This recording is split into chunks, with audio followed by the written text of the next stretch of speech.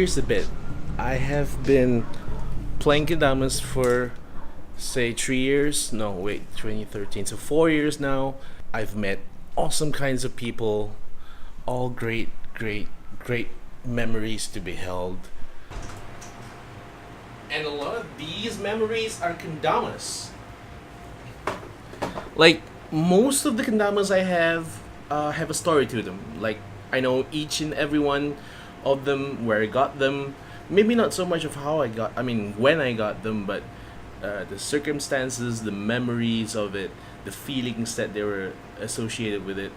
I could remember those, but I have been getting quite a lot of kendamas lately. I'm thankful for that, but I'm running out of space to put it. So, like you see, so I have like a bunch of damas in here, and for example, if I want something at the back, like that one, like this one, so I'll just pull it out and this happens. And not only that, but kendamas that I get in the future will have no more space to live in, and that sucks. I want people to be able to come in this room and pick up any dama they wish, ask me about it, and play it as well if they want. Like for example, this is one of my very first Ozoras. This is a pink Ozora I bought in 2013. It's chipped to hell, but it's one of the most awesome jammers I've ever had. And I want people to know that. But, you know, with a cupboard like that, like it's gonna be a bit difficult. So what I did was I went to Daiso. It's like a Japanese dollar store, and we have it in Malaysia as well.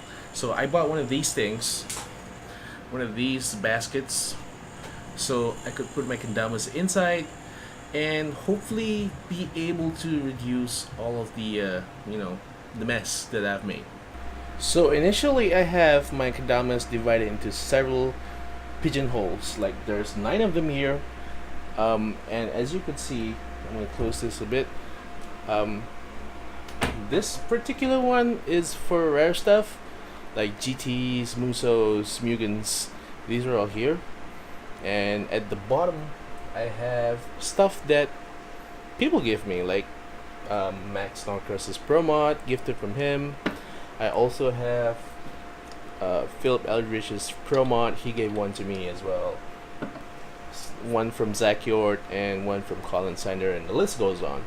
And these are like my regular jammers, like stuff that I would come back to time and again because I love it. Like this TK mod, if you can remember it from episode 2, this is the Sudog, the Crumb Pop. I have a bunch of other things in there. In pigeonhole number 3, I have stuff that I would probably come back to, but not so much. These are rare stuff, like this one. This one's the Yumu Ken from KWC 2016. This one's a Sanga Cherry. This is pretty cool, pretty light Dama. And these are like the unique stuff, like the Tokyo Skytree Dama. This is a Pikachu Dama I got back in 2016.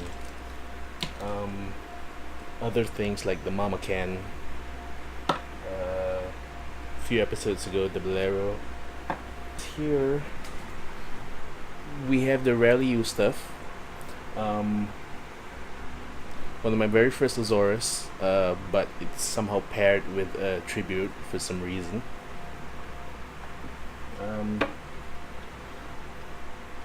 I also have this. This is pretty OP, isn't it? My mother bought me one of these when she was in Tokyo, and it's amazing. This is a dollar Dama, $100, full of money. OG Stees from Daiso. These are all the JKAs. Some of them rare, some of them you've never seen before. I just can't reach to the back there. And these are the oversized jumbos, the Vikings. Stay here.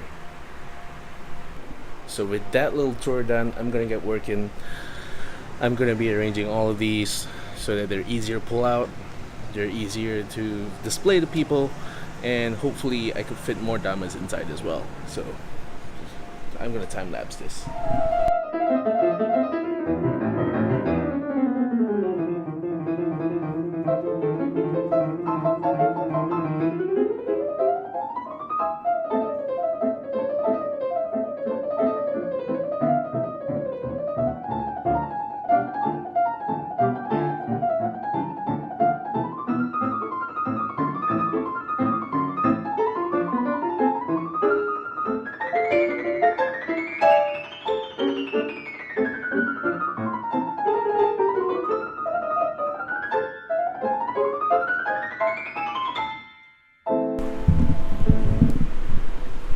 Alright, you're done. Oh man, that wasn't that long, so yeah. So these are in baskets right now. Easier to pull out. Take something you want, dump it back in, close. Repeat steps 1, 2, 3. Easy peasy. I love this. And I can fit more stuff. Like I could pull this up and I could fit like another basket. Could put it like in between. I could put more stuff inside. I'm happy. We're done.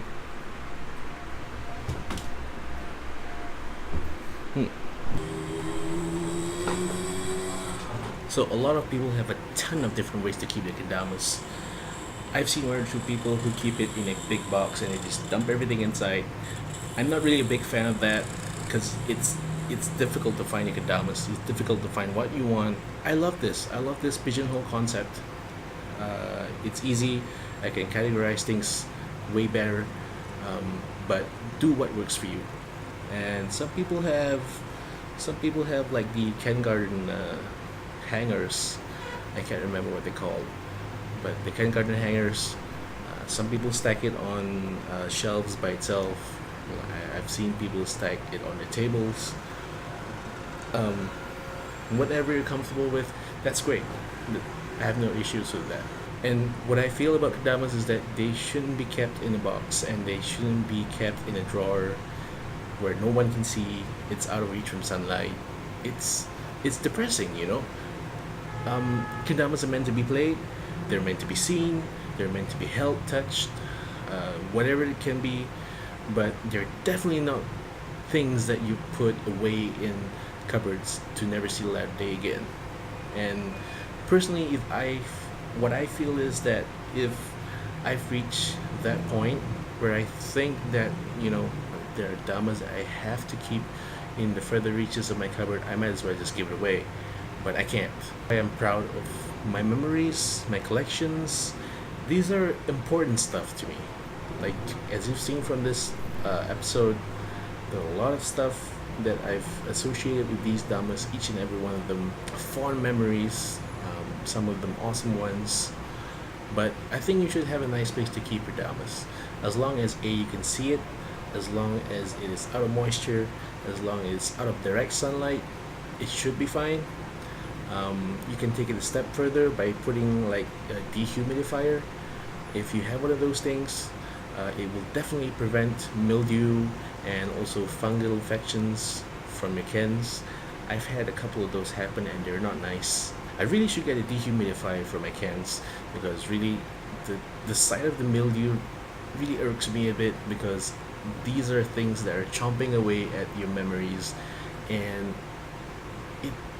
it feels like a part of you gets eaten away by the mildew. You get what I mean? I would recommend that you do everything you can to keep your kendamas in playable condition, keep them safe, but most importantly, don't neglect them at all. Since I'm at this anyway, so let me show you my room. So this is it. This is my room. Alright. So I'm gonna start off with this. This one's my iMac. I use it for like basic stuff like emails, internet, watching videos. I don't do any of my Final Cut Pro editing on this machine. That one is in the office. because if I do it on this machine, it will definitely burn the house down because it will melt. It is also hooked up to a display, which is also hooked up to a PS3. And right now I'm playing Metal Gear Revengeance. Fantastic game. Some damas on the table, Legacies, and also the 3D Dawn, my two favorite damas at the moment. Game CDs, batteries, iPod, hard drive. This is a media bag. It's empty right now, but when I travel, I put in like power banks and the recording gear that I use to record this show, even this lens and also this mic. Food corner right here, but there's nothing inside. I haven't been diligent in filling it up, but I will get to do so eventually. This has a lot of stuff, tools, junk, any form of electronic item that you think I might have, I will have it here. Power banks, all forms of cables. I also have like tools, screwdrivers, tapes, whatnot. And then I have like this one's like a medical kit, first aid kit of sorts. So if I get sick or if I need a bandage, whatever. Here's the window outside, pretty cool view. Also my bed, simple bed, nothing fancy. Also with clocks. Okay, so the clock in the middle is supposed to be local time, but the clock screwed up.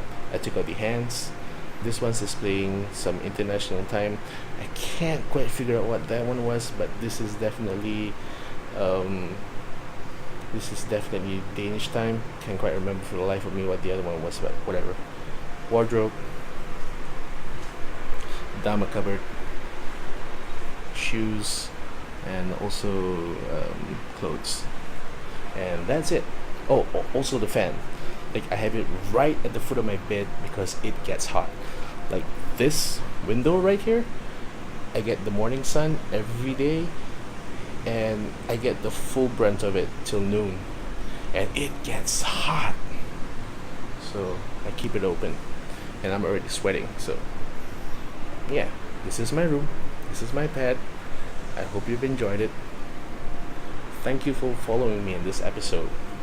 Also, I've recently signed up for this crowdfunding service called Patreon, and it's a kind of a crowdfund based platform. And if you guys love what I do on this channel, and if you'd like to contribute or say thanks, you can head over to the link, should be right here. So head over to my Patreon link, support me so I could get better equipment for filming all of this, and I could in turn give you better quality videos that you all can enjoy. And I look forward and I encourage you to support me on Patreon. And that concludes the episode. So I thank you for joining me today.